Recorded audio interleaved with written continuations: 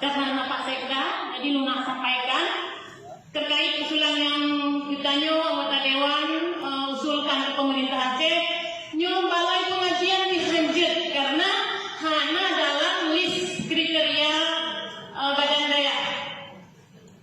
Nyo uang tu Aceh nanti balai pengajian, kita Aceh kena pegang gereja, masjid lanjut, rumah duafa lanjut. Nyo diurinya ciri pikir pemimpin, diurinya kai pegang aturan di rumah saja. Tanah bagus pada pekerja, barang mahal, yang macam bukan anak itu. Ya, asyik ditertibkan oleh harga pasar. Ya tugas dia apalagi tengah wabah, baik sampai wabah kilo. Balai pengajian tu maruah tanya, serang di Mekah. Kemudian tanya Aceh Ahlussunnah wal Jamaah. Syariat Islam harus tertegakkan sampai-sampai terpegang. Tempat terbunuh hancur pegang. Yang uang tanya. Pak Sekda pegang dia tak Pak PLT. Kena karab dia ke gubernur 200. Yang karena pemimpin akan dimintai pertanggungjawaban di akhirat. Punca yang terpimpin selamanya.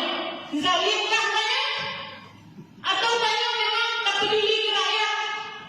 Dia rakyat ditanya hantu macam nanti kalau pemimpin yang enggak. Tapi dia rakyat kentang boleh puasa atau tak puasa? Kadari balosa puasa. Nyo miris ditanya pemimpin. Kamu sebagai wakil rakyat harus kamu sampaikan. Apalagi balosa kamu pegang dengan masyarakat. Ijang masyarakat di rumah. Bu, lu hana rumah bu, katire bu. Oh sabar ya, nyo pegang aturan negeri saja pegang rumah. Apa janji je pegang bu? Oh, cuma asus bu. Asus. Asus lagi bertanya dengan itu Pak pemerintah. Kami tanya bu, apa jawab? Kami putar jawaban bu, you sabar ya. Jadi bu, kamu katire di rumahnya, kadang kamu sabar bu, kamu kasih jualnya.